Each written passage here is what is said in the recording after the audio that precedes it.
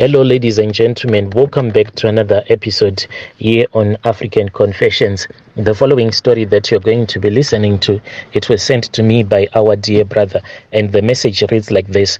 Hello, Brother Nashi, how are you? Can you please post my own story as hidden identity? My brother, I want to confess to you the things that I did. So it was in the year 2014 when I was here in South Africa. So my boss, whom I was working for, he then told me that he wanted me to have some papers. So he gave me some money. And I rushed back home, and when I rushed back home, I was trying to apply for my passport. So me and my wife at that time, we were fighting, but my wife has since passed away. We were fighting a lot. So when I returned back home from South Africa, my wife then told me that she wanted the money that my boss had given me so that we can buy some food. I tried to refuse, but she then said that if you do not give me this money, then I am going to break up with you. I didn't know what to do, my brother, because my wife, I loved her a lot, but at the same time, I needed to fix my papers. So at the end of the day, I listened to my wife, and I then took that money that I was supposed to use to apply for a passport. In those days, it was really expensive to apply for a Zimbabwean passport. So after I had given her the money, she then used some of that money to buy some groceries. But what surprised me was that after we had returned back from the shops, because we bought these groceries in huge quantities because we wanted this food to last us for a very long time, because I was going to return back to South Africa but without any papers. And my boss, I knew that he was not going to allow me to continue working for him since he wanted someone who had papers. So me and my wife, we had planned that since I was not sure if I was going to get a job or not, we were supposed to buy all of this food in bulk. But when we had returned back from the shop, I said, let me go and buy some weed because I smoke weed. And I had gone to see this other old man in our village whom we used to know that he sells good weed. Upon my return, this was after a couple of hours. You know, like we weed smokers, when you find other weed smokers, you just sit down, then you have a good smoke. That is what I did with some guys that I found sitting at that old man's house. And then when I returned back, that was when I found out that the doors to the house were opened up, and it seemed as if there was a car that had driven into the compound. When I looked into our bedroom where we had loaded all the food was gone, and my wife and our kids were nowhere to be found. I tried to reach out to her, but where was I going to find her, because her phone had been switched off. I cried throughout the night, for my wife had deserted me. In the meantime, my wife had returned back to her people. She stayed with her mom, and I was really heartbroken. I then decided to return back to South Africa, but when I returned back to South Africa, it was pain on top of more pain. In those days, what we used to do is that when you would get to Beitbridge, if you did not have any papers, there were some cars that will take you to the border. Then you would cross the Limpopo River, but there were guys that knew how to cross the Limpopo River. So I was taken to that river, but unfortunately these guys that were pretending as if they were going to help us, there were those thieves that were called the Magumagoma, those thugs that usually stays in the forest close to the Limpopo River. Then they start to rob people that will be crossing into South Africa or crossing out of South Africa. Those guys, they made us to sit down, then they started to stab us with their knives, and then they robbed us. They robbed me of the little cash that I had, and they told us that we needed to return back home. So I returned back home, and there was nothing that I could do. I started doing some piece jobs, but in the village, what type of a piece job can you do? What I will do is that there was this other woman who used to brew your traditional beer. I would go to her house, then I would assist her, or if there was anyone that wanted some farm bricks to be made for them, that is what I was doing. So there was this other particular piece job. So there was this other time when I was doing this other piece job for this other old man. So this old man, when I was doing the piece jobs for him, I was staying at his place. This man, he was really a kind-hearted man, but there was some things that I could not understand about him and the things that used to happen at his house late at night, because you could actually hear that there would be people that would be talking in the compound, and you could not understand who were these people. Or sometimes you could hear some footsteps as if outside there were some horses that were chasing each other.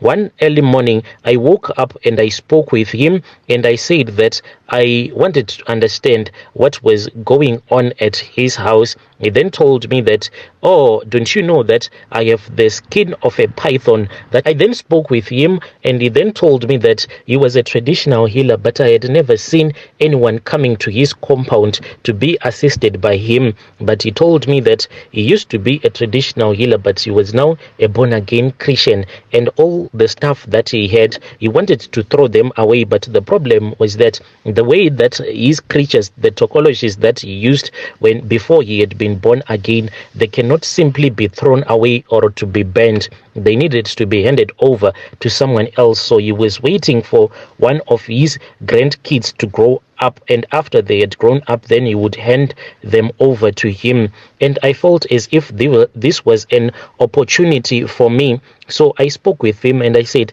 is it possible for you to give me these items, because I really need them? And he said that it was impossible, because these things, they can only be shared by people who share the same blood.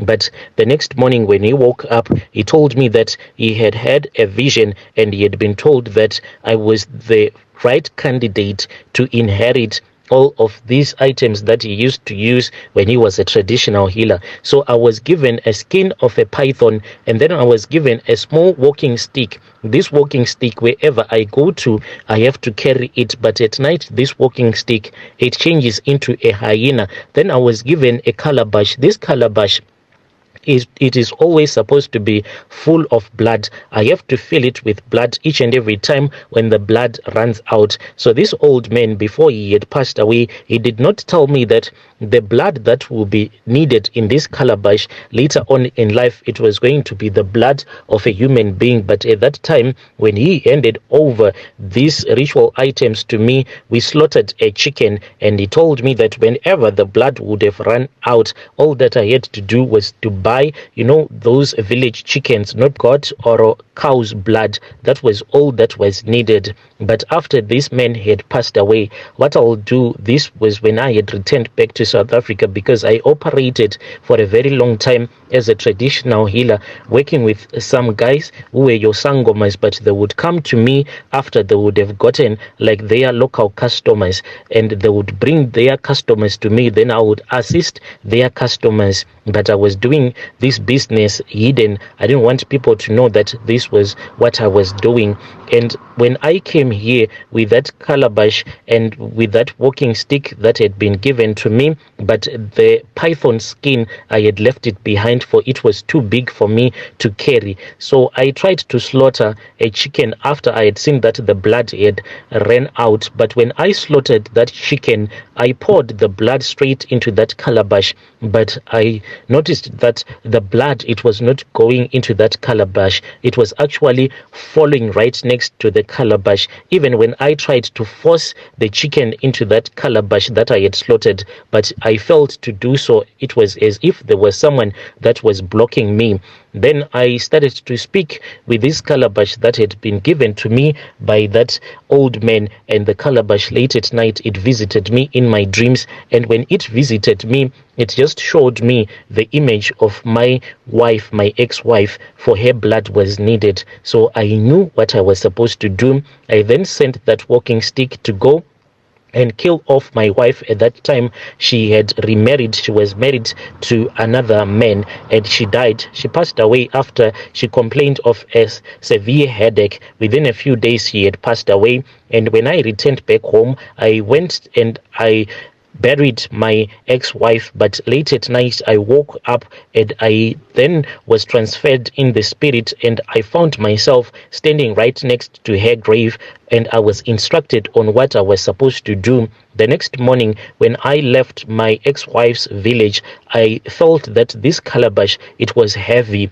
for I was carrying it in this small school bag that I had. I returned back and I felt like I had so many powers. Many years passed, Brother Nashi, until recently I returned back to Zim. The reason as to why I returned back to Zim, it was because I felt that my powers were now fading away. So I have since returned back to Zim, and when I visited another healer so that he can strengthen me, that was when I was told that the blood of my son is needed. But I cannot do that, my brother, because I do not want to lose my offspring. Yes, my wife, I did sacrifice here, but not my son. And I can't go and give my life to Christ, because this calabash, it comes to me at night each and every time when I think of going to church and giving my life to Jesus Christ. This calabash, it will actually come to me so that it speaks with me, and it tells me that this calabash, it actually comes to me and then it speaks with me, and it tells me that I am not supposed to do the things that I am thinking of doing. So this is my own story, Brother Nashi. If there is anyone who can assist me, at least someone who can strengthen me, not using the blood of my son, but just using any other person's blood, I am okay with that.